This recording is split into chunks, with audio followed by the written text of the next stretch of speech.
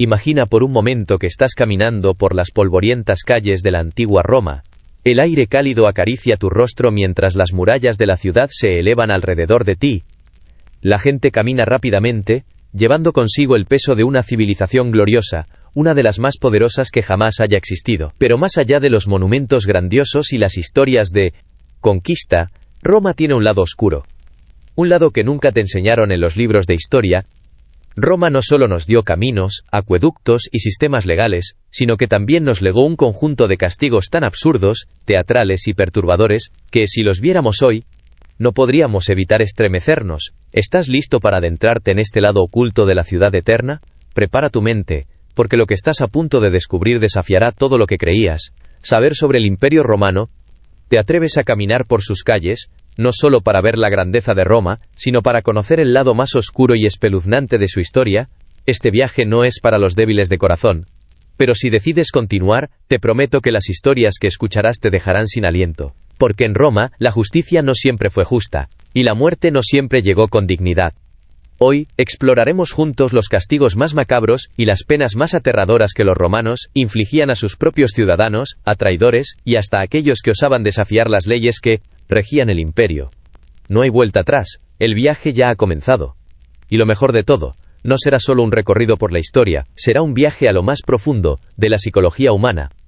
Prepárate para ver Roma, como nunca antes lo habías imaginado. Imagina que eres una joven vestal, elegida desde niña para servir a la diosa Vesta. Tu vida está dedicada a mantener viva la llama sagrada que simboliza el bienestar de toda Roma.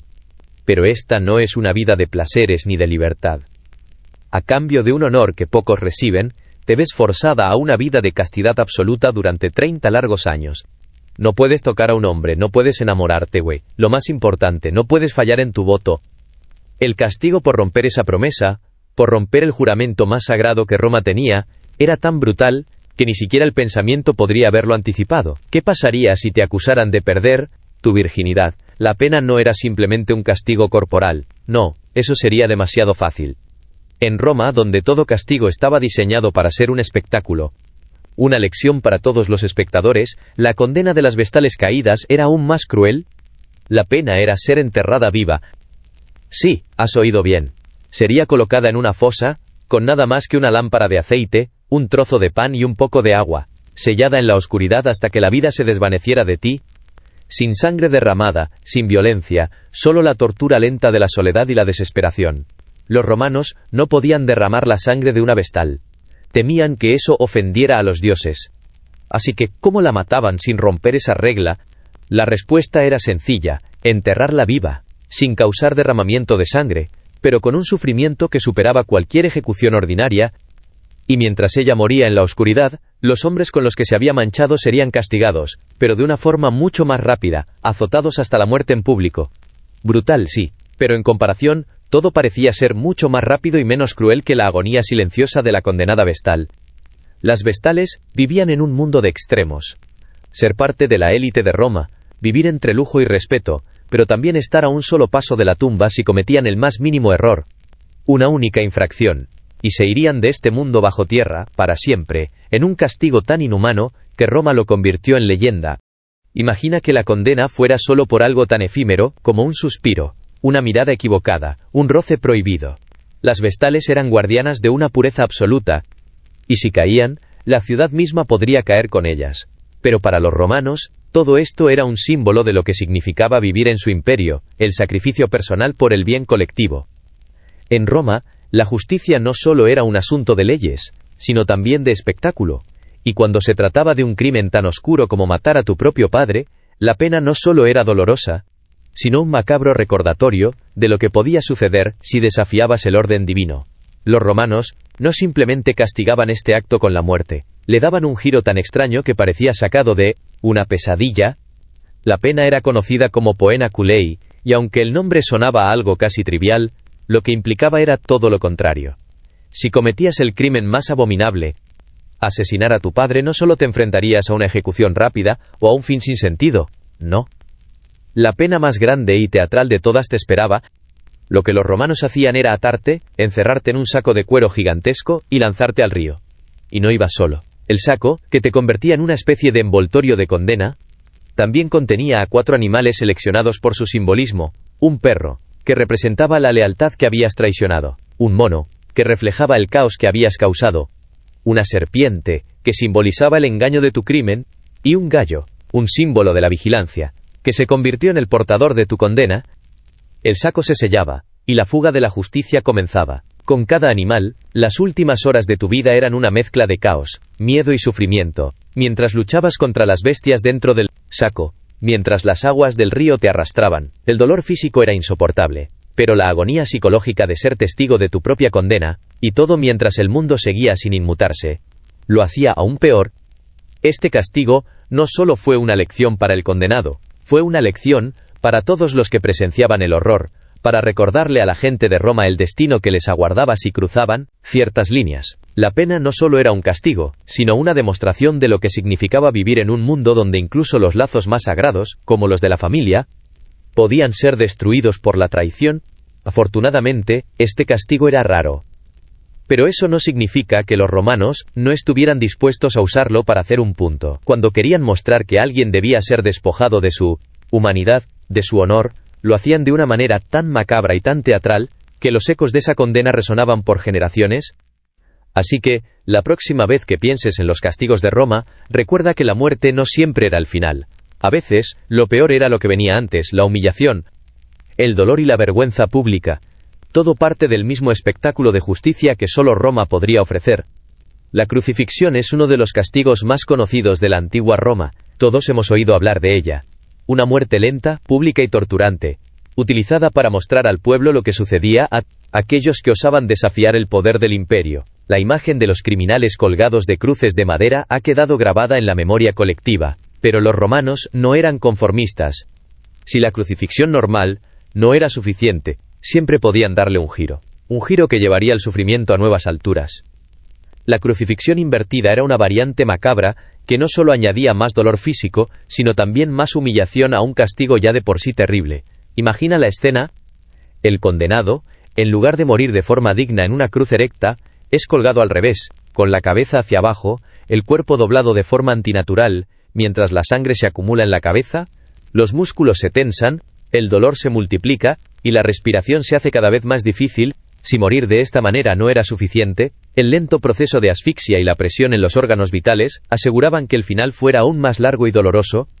Pero, ¿por qué este castigo tan extraño? Para los romanos, no se trataba solo de causar sufrimiento físico. Como siempre, todo tenía un mensaje. La crucifixión invertida no solo era un castigo por los crímenes de los condenados, sino también un espectáculo diseñado para enviar un mensaje claro: la sumisión total y absoluta ante el poder de Roma. Incluso en la muerte, los romanos querían mostrar que no había dignidad ni honra en enfrentarse al imperio. Así, la muerte invertida se convirtió en un símbolo de total humillación, algo más allá de la simple ejecución. El caso más famoso de crucifixión invertida fue el de San Pedro, uno de los apóstoles de Jesús. Según la tradición, cuando Pedro fue condenado a muerte bajo el mandato del emperador Nerón, pidió ser crucificado de esta manera, ya que sentía que no era digno de morir como su maestro. Este acto de humildad, en lugar de ser una muestra de devoción, se transformó en una lección brutal de lo que significaba desafiar el poder romano. No solo se te mataba, sino que se te humillaba de la manera más pública posible. A medida que Pedro colgaba de su cruz invertida, la multitud observaba en silencio, fascinada por el sufrimiento del hombre que había desafiado al emperador. No solo era la agonía de la crucifixión, sino la forma en que la muerte se alargaba, como si Roma quisiera asegurarse de que todo el mundo entendiera el precio de la rebeldía. Y mientras Pedro sufría, Roma no solo enviaba un mensaje a los rebeldes, sino que daba un espectáculo a la sociedad. La justicia de Roma era más grande que cualquier fe, que cualquier dios. La humillación de la cruz invertida era una advertencia que resonaba mucho después de que la víctima dejara de respirar. Imagina estar en un campo de batalla romano, con el estruendo de las armas, el sonido de los soldados marchando, y el rugido de la guerra en el aire. Pero, entre todo este caos, algo aún más aterrador está por suceder. En Roma la disciplina militar no era negociable, y cuando se cometía una falta grave la pena era un espectáculo de terror colectivo diseñado para garantizar que nadie más osara desafiar el orden. Esta pena tenía un nombre y era conocida como la decimación. El concepto de decimación era simple pero brutal. Si una unidad romana se mostraba cobarde en la batalla, desert aba, o se amotinaba, El comandante tenía una opción atómica para imponer el orden. ¿Qué mejor manera de restaurar la moral que eliminando de manera violenta a un miembro de la unidad? Así es como funcionaba, se alineaba a todos los soldados de la unidad. A continuación, se sorteaba al azar a cada 10º hombre para ser ejecutado. No solo era una muerte violenta, sino una muerte que venía de tus propios compañeros, los mismos con los que habías compartido tu pan, y vino en la víspera de la batalla. Aquel que fuera seleccionado no solo debía enfrentarse a la muerte, sino a la brutalidad de sus propios hermanos de armas. Los 9 sobrevivientes no quedaban sin castigo. Se les asignaba la ración más baja de grano, a menudo cebada en lugar de trigo, y se les obligaba a dormir fuera del campamento, sin la protección de las murallas. La lección estaba clara. La traición a Roma no solo significaba enfrentarse al enemigo, sino a tus propios compañeros, quienes ahora te miraban con desconfianza. La decimación no era solo una forma de ejecutar a un soldado. Era una forma de impartir miedo, un miedo palpable que mantenía la cohesión de la legión. El objetivo no era solo castigar al culpable, sino asegurarse de que los demás temieran tanto a sus compañeros como al enemigo. Cuando te encontrabas en esa formación, sabías que no solo te enfrentabas a la muerte, sino también a la psicología de la guerra misma. Los romanos, expertos en guerra y control, usaban este terror colectivo como una herramienta de poder más efectiva que cualquier espada o lanza. Una de las historias más infames de la decimación fue la de Cayo Casio, el general que, tras una humillante derrota en la guerra contra los esclavos de Espartaco, utilizó la decimación para restaurar el orden en sus filas. Imagínate el horror de los soldados que debían elegir si matar a su propio compañero o morir ellos mismos, con el simple resultado de un número asignado. La decimación no solo eliminaba a un soldado, destruía la moral de toda una unidad, asegurando que nunca más se rompiera la disciplina. En los oscuros rincones de la Roma imperial, donde la religión y la política se entrelazaban en una maraña de poder y miedo, aquellos que se atrevían a desafiar las creencias establecidas, encontraban con castigos diseñados, no solo para infligir dolor, sino para romper el alma.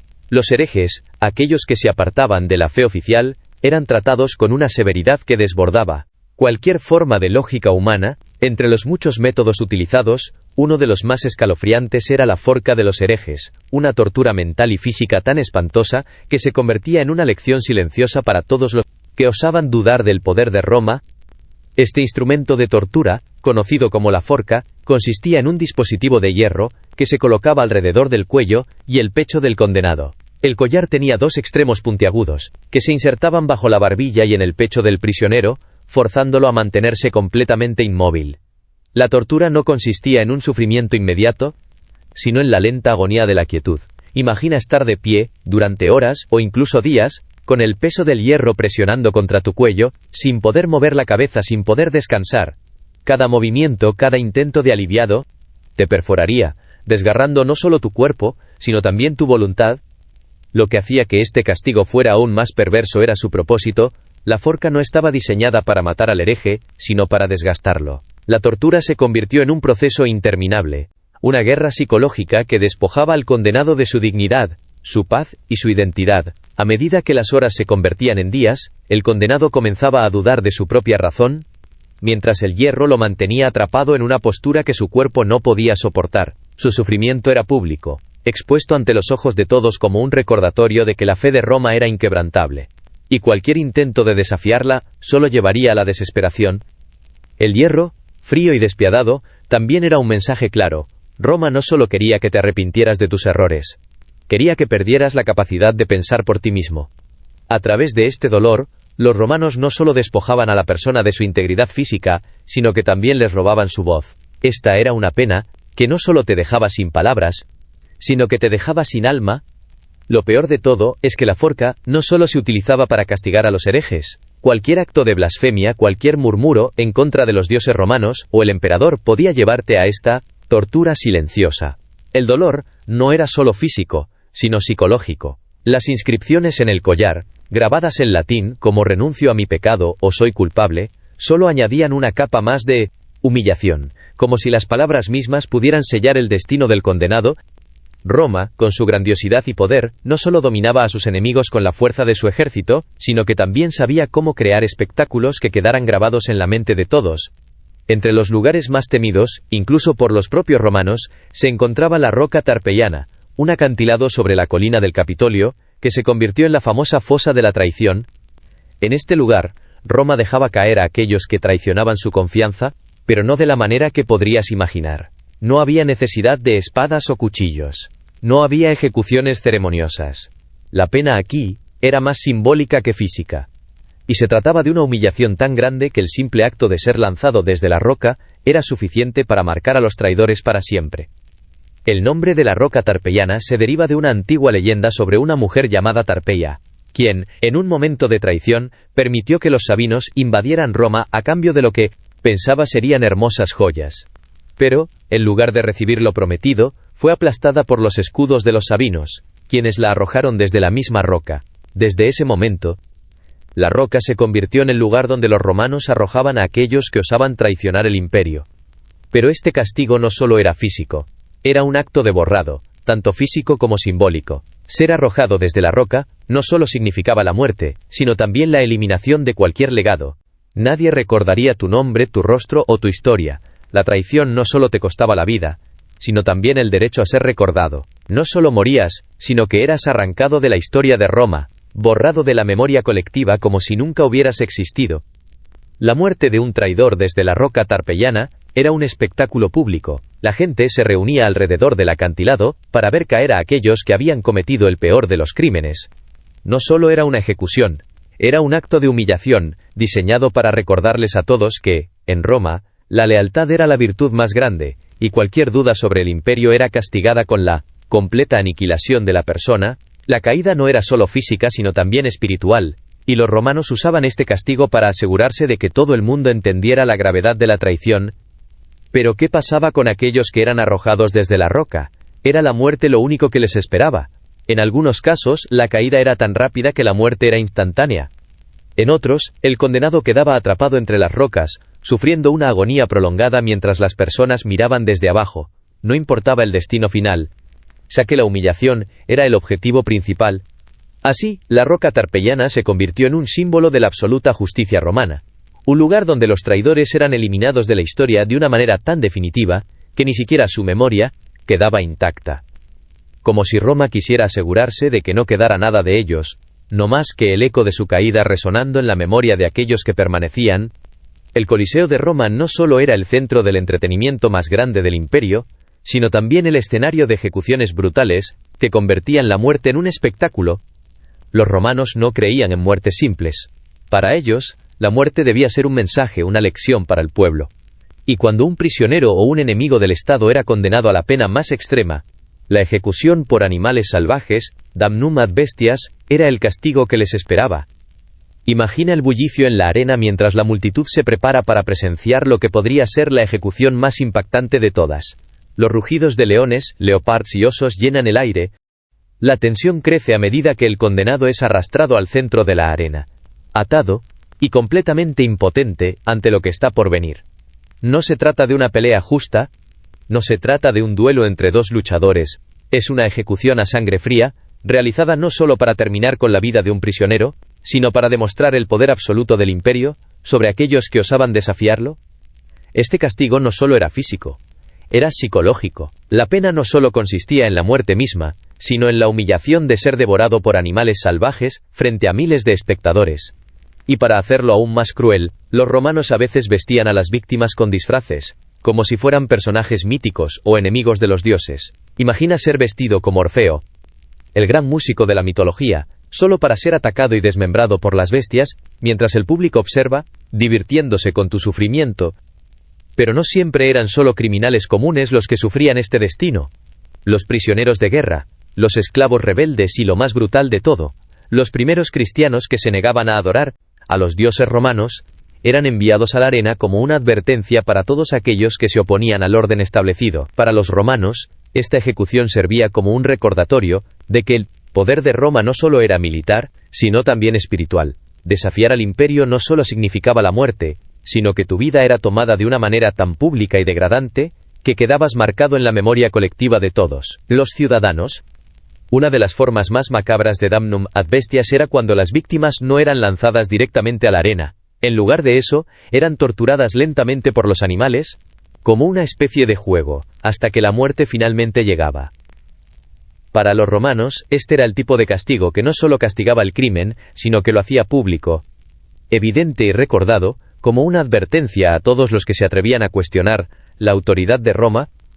Este tipo de ejecución era tan popular entre la multitud que los romanos se aseguraban de que las victorias de los gladiadores y las peleas de animales fueran las principales atracciones en sus festivales. Mientras el condenado se desangraba o era devorado, los espectadores vitoreaban y se regocijaban, como si estuvieran siendo partícipes de un acto divino, como si la justicia romana fuera algo que debía celebrarse con sangre.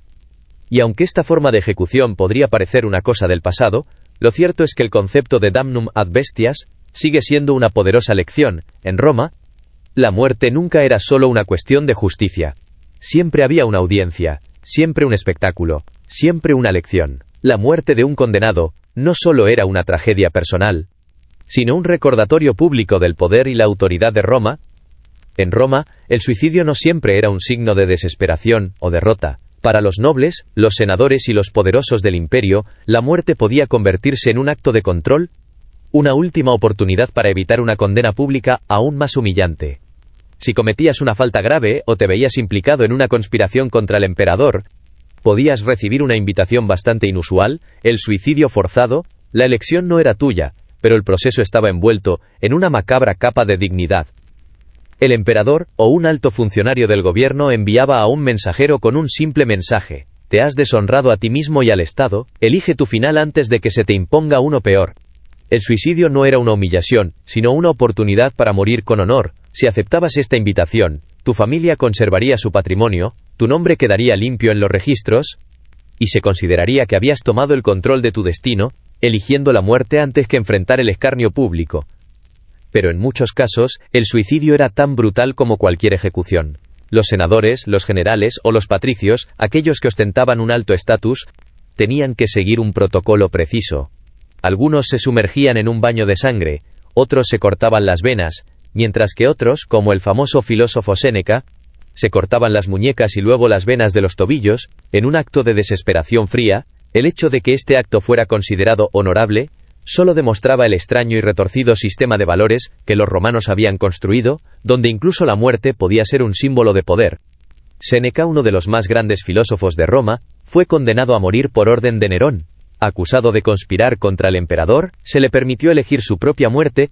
La historia cuenta que mientras sus sirvientes le ayudaban a cortar las venas, Séneca, en su última lección de estoicismo, aceptó la muerte con la misma calma con la que vivió su vida. Al final, su suicidio se convirtió en un símbolo de resistencia filosófica y control sobre el destino, pero lo irónico de esta muerte tan honorable es que su final fue una condena a la muerte, que aunque parecía un acto de dignidad, no era más que otra forma en que Roma controlaba incluso el último aliento de los poderosos. El suicidio forzado no solo era un castigo para los traidores, sino también para aquellos que no se alineaban con la política imperial. Como una forma de evitar que los poderosos fueran juzgados públicamente, el suicidio se convirtió en una estrategia de control, de eliminación, de cualquier vestigio de honor o respeto que pudieran tener. Aunque parecía que morían con dignidad, en realidad morían como peones de un sistema que los devoraba, sin importar cuán altos fueran en la jerarquía. A través de este macabro acto, Roma no solo eliminaba a los disidentes, sino que aseguraba que, incluso en la muerte, su control era absoluto. El suicidio forzado era un recordatorio claro de que, en el Imperio Romano, incluso la muerte tenía que seguir un guión, y ese guión era escrito solo por aquellos que ocupaban el poder. Si pensabas que los romanos ya habían alcanzado los límites de la crueldad, prepárate para conocer uno de sus castigos más humillantes, una pena tan macabra que incluso sus propios ciudadanos estremecían al oír hablar de ella. El asno de madera era una tortura pública diseñada no solo para infligir un dolor insoportable, sino para convertirlo en una demostración teatral de control y humillación. Este instrumento, tan simple en apariencia pero tan devastador en su efectividad, se convirtió en el rostro de la vergüenza romana. El asno de madera no era un animal de carga, sino un dispositivo de tortura diseñado para destrozar la dignidad humana. Este artefacto consistía en una estructura de madera en forma de A, con un pico afilado en su parte superior.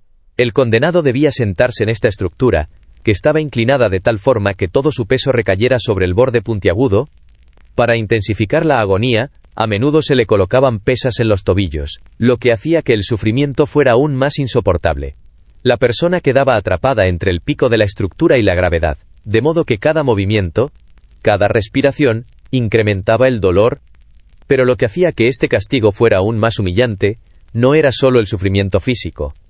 El asno de madera se usaba principalmente en público, en plazas llenas de gente, como un espectáculo donde todos pudieran ver la pena de aquellos que caían en desgracia. El castigo no solo era para el condenado, era un recordatorio para todos los espectadores de lo que podía pasar si desobedecías las normas. La humillación no era solo una consecuencia de la pena, sino una parte integral de ella. El condenado debía ser exhibido como un ejemplo de lo que Roma consideraba inaceptable. Su sufrimiento se convertía en un espectáculo para el disfrute de la multitud, una lección pública de lo que sucedía cuando uno cruzaba la línea. En la práctica, el asno de madera no siempre llevaba a la muerte. De hecho, muchos de los que sufrían en este instrumento vivían, pero su vida nunca volvería a ser la misma. El dolor físico, combinado con la humillación pública, podía destruir el espíritu de una persona. Además, el castigo no solo servía para humillar al condenado, sino que se usaba como una herramienta para mantener el orden social, para mostrar a los romanos que su comportamiento era vigilado, y que la justicia romana no toleraba el desliz más pequeño. La pena del asno de madera era también una especie de propaganda visual. Cada vez que alguien era condenado a sufrir de esta manera, Roma no solo les infligía dolor, les enseñaba al pueblo lo que sucedería si se desobedecía.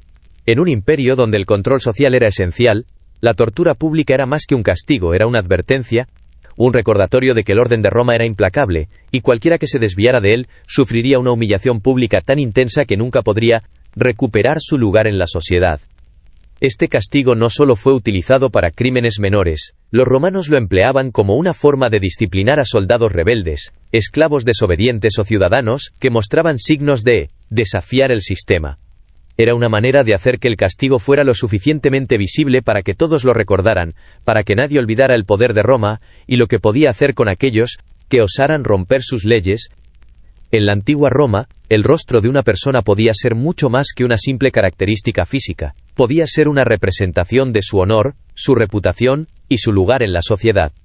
Y como bien sabemos, la reputación romana era una de las piedras angulares de su sistema de justicia.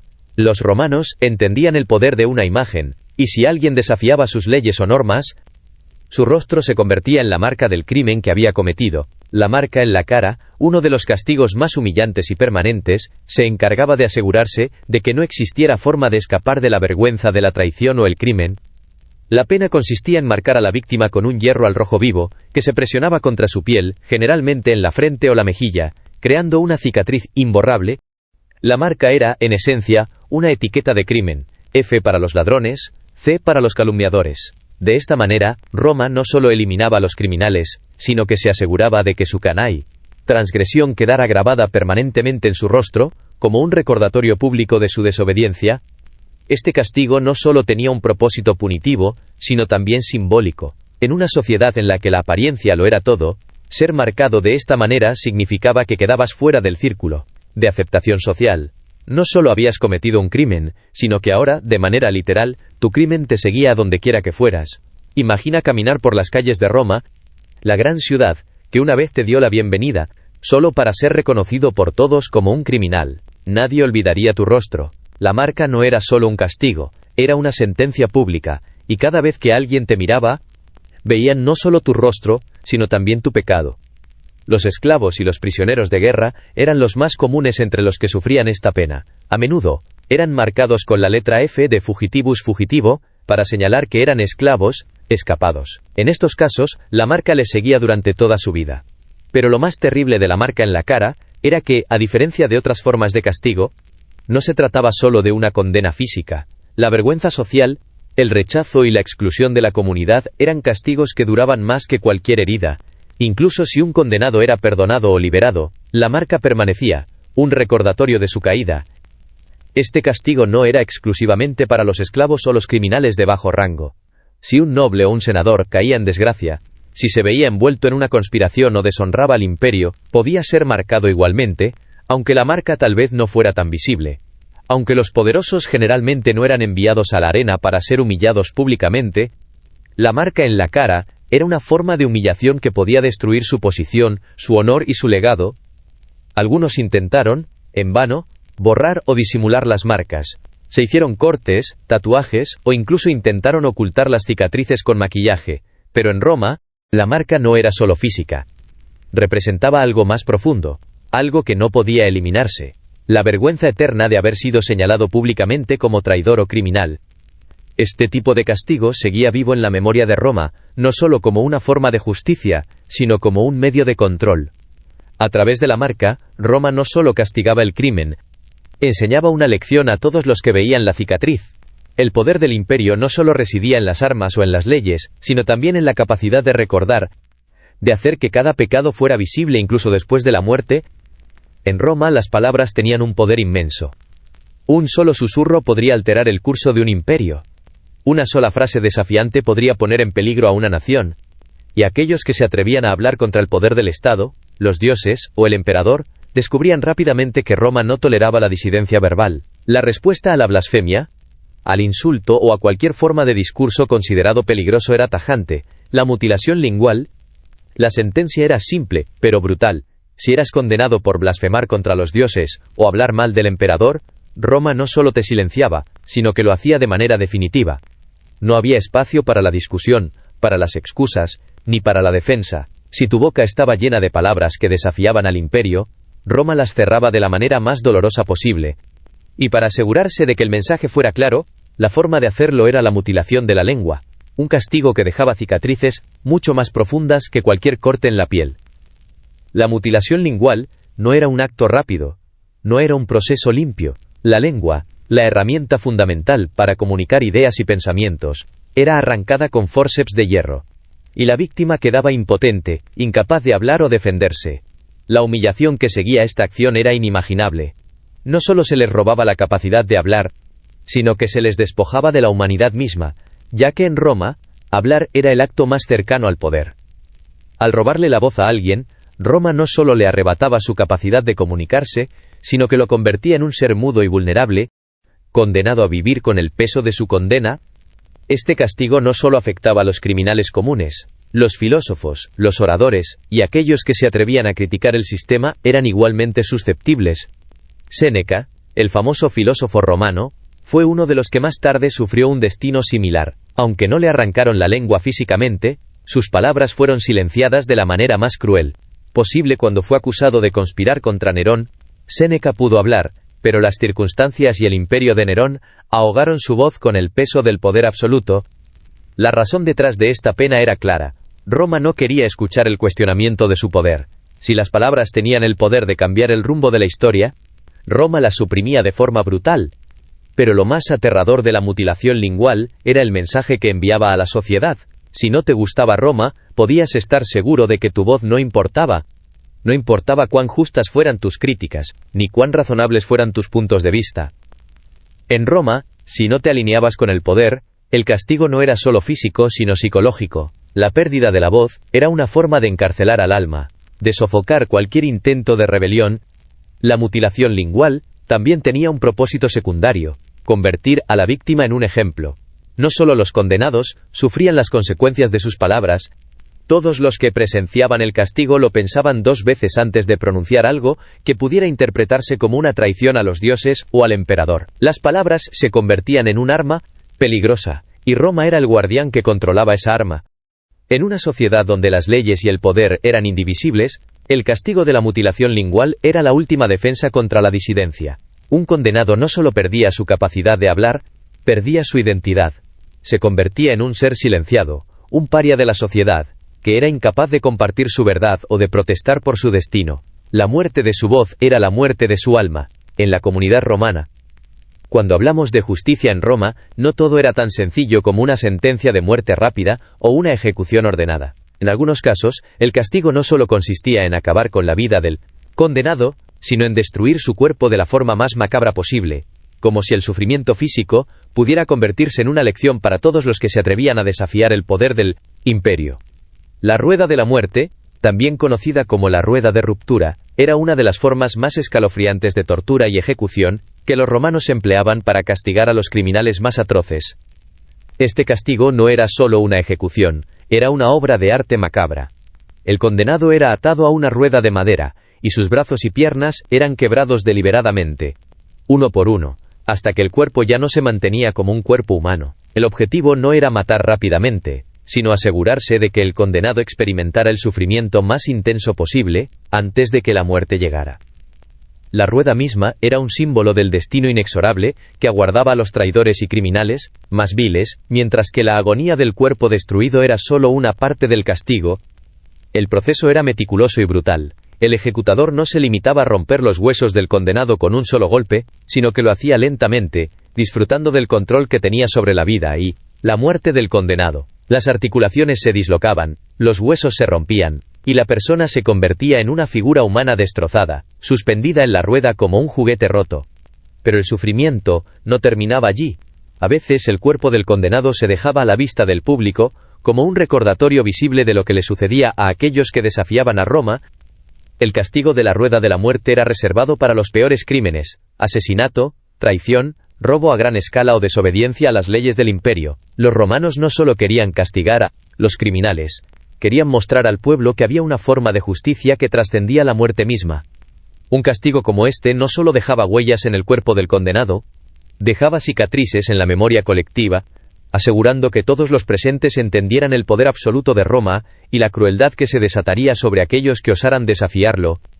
Algunos prisioneros, que sobrevivían al proceso durante varios días, recibían un golpe final en el pecho o el cuello, liberándolos de su sufrimiento. Pero no todos morían inmediatamente. Algunos sobrevivían el tiempo suficiente para ser exhibidos como advertencias, sus cuerpos retorcidos y expuestos a la mirada pública, haciendo de la rueda de la muerte no solo una ejecución, sino un espectáculo. Las personas veían el horror de la caída, la lenta agonía, y el final inevitable de aquellos que eran marcados como traidores del imperio. Este castigo no era solo una cuestión de justicia, era un mensaje de poder absoluto.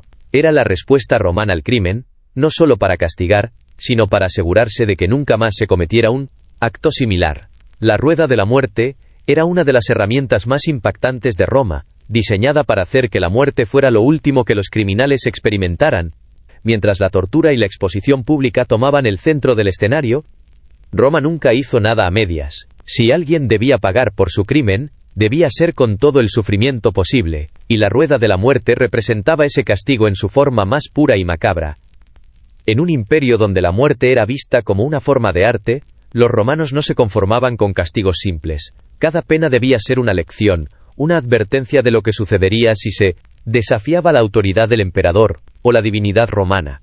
Algunos castigos estaban diseñados para ser rápidos y públicos, mientras que otros, como la ejecución por cenizas calientes, eran lentos y silenciosos, destinados a torturar tanto el cuerpo como la mente del condenado.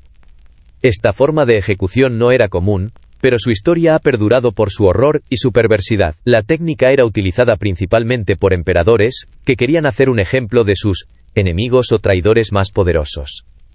El proceso comenzaba con la condena a muerte del prisionero, quien era enterrado hasta el cuello en un pozo. Luego, el verdugo insertaba un embudo en la boca del condenado, a través del cual vertían lentamente cenizas calientes. A diferencia de otras formas de tortura que involucraban sangre o violencia directa, la ejecución por cenizas calientes era mucho más sutil y terrorífica. Que al principio parecían inofensivas, comenzaban a actuar sobre el cuerpo de la víctima de manera silenciosa pero mortal. A medida que las cenizas calientes se vertían dentro de la boca, el prisionero comenzaba a sentir el fuego quemando desde el interior. No solo asfixiaba al condenado, sino que también le causaba un dolor insoportable en la garganta, los pulmones y el estómago. El proceso de muerte era mucho más largo que el de una ejecución común, y la víctima moría lentamente por asfixia y quemaduras internas, experimentando una agonía extrema antes de sucumbir. Este castigo tenía un propósito: hacer que la muerte fuera un sufrimiento tanto físico como psicológico.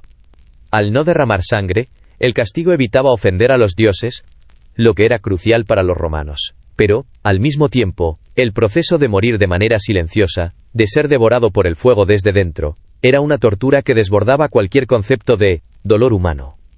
La muerte no llegaba con la rapidez de la espada ni con el espectáculo público de la arena, sino que se arrastraba en un silencio insoportable, un castigo que parecía eterno.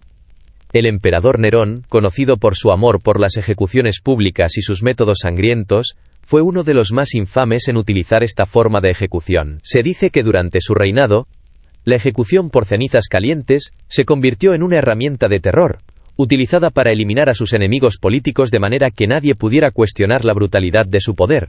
La muerte por cenizas no solo eliminaba a la víctima, sino que también dejaba una marca en la historia de Roma, la demostración de que incluso el sufrimiento podía ser controlado de una manera que trascendiera la violencia simple.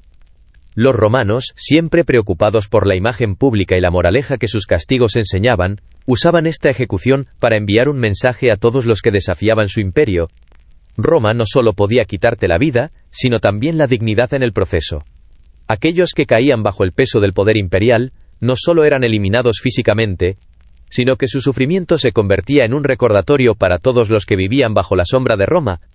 Y a pesar de que esta ejecución fue relativamente rara, su historia perdura como un ejemplo de lo extremo que los romanos estaban dispuestos a ser, para asegurar que su poder nunca fuera cuestionado.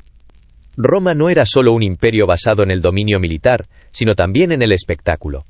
En un mundo donde la muerte no solo se ejecutaba, sino que se transformaba en una especie de teatro público, los romanos llevaron la pena capital a nuevas alturas de teatralidad. Entre las formas más extremas de castigo, se encontraba la túnica molesta, una pena tan escalofriante y macabra que convirtió la ejecución en un espectáculo ardiente y cruel. Imagina ser llevado a un escenario frente a miles de personas, donde el sol de la tarde ilumina la arena y el ruido de la multitud te rodea.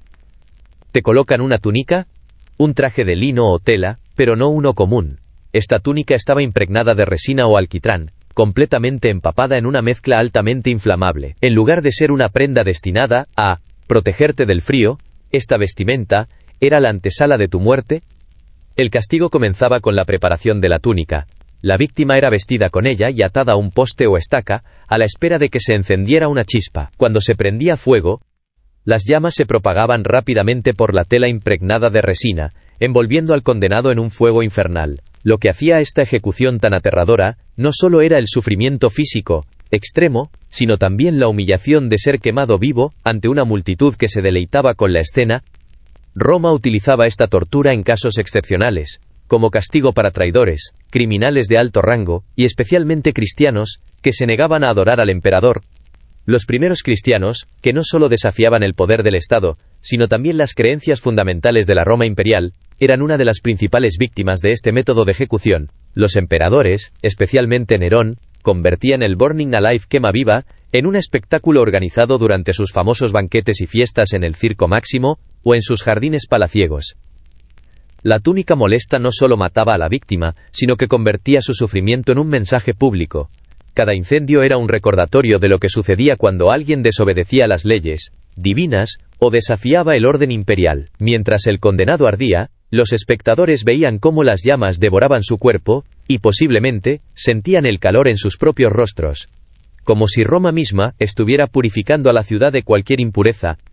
Esta ejecución no solo se limitaba a la simple destrucción del cuerpo, era una forma de teatro imperial, una función pública que demostraba la magnitud del poder del emperador sobre la vida y la muerte. El condenado, envuelto en llamas, era una especie de antítesis del gladiador en la arena, luchando por su vida contra el fuego en lugar de contra otros hombres.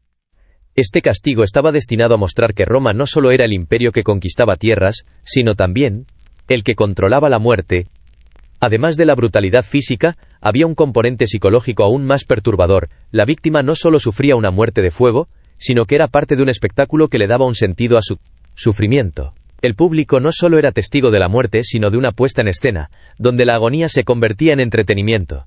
A veces, se decía que el emperador Nerón tocaba su lira, mientras observaba a las víctimas de la túnica molesta arder, tocando su música mientras otros se consumían en llamas. Para él, la tortura era tan fascinante como cualquier obra de teatro. A medida que el imperio romano se expandía, los castigos también se volvían más elaborados y teatrales, y el uso de la túnica molesta seguía siendo uno de los ejemplos más aterradores de su capacidad para convertir la muerte en una función pública, destinada a asegurar que todos los ciudadanos de Roma comprendieran lo que les ocurriría si desafiaran el sistema.